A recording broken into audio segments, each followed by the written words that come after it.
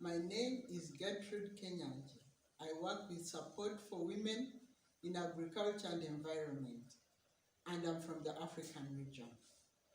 The 9 state actors that I represent are civil society organizations and community-based organizations that are working in climate change, adaptation, and mitigation, and combating desertification. They also work in conservation. I heard about the climate investment funds through a listserv that I belonged to. It was a listserv of people with interests in REDD+. REDD+ is a program of Forest Carbon Partnership Facility, and someone posted on that listserv concerning climate investment funds. My role as an observer is to be ears and eyes and a mouth for my constituency.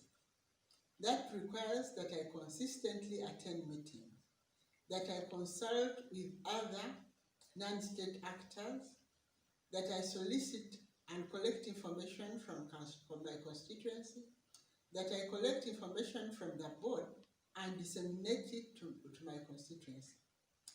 I occasionally read proposals from states to check whether they are catering for the concerns of my constituency. For instance, is it participatory? Is it inclusive? Is it abusing the rights of the most marginalized? Those are the things that I look out for. And secondly, I also intervene upon invitation of the co-chair in open segments of the meeting of the board. I may also attend the meetings of a board committee or working group if expressly authorized by the board.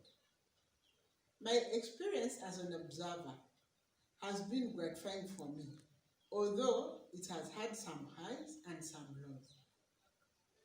Concerning some highs, it has given me and other civil society organizations an opportunity to contribute to policy-level discussions around climate investment fund interventions. And my lows have been the region is very vast and the internet connectivity is not as widespread. And secondly, my region speaks 2 languages. It's Francophone and Anglophone, and that makes communication difficult. To address the challenges, I have established local national level networks to help with conducting difficult to reach members of the constituency. I have also fallen back a lot on Google Translate to translate English to French and vice versa.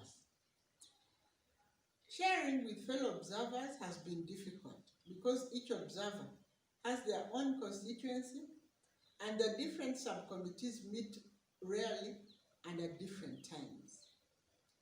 To strengthen the selection process, the CIF administration should initiate an accreditation process.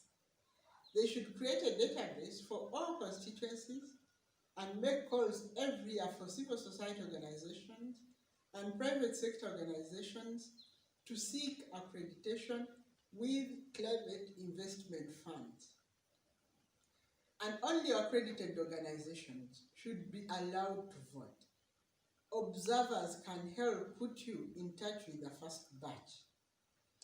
And my advice to incoming observers is this is a responsibility entrusted to you by your constituency. Please take it seriously. Dedicate time and resources to it. Be diligent, be steadfast. Thank you.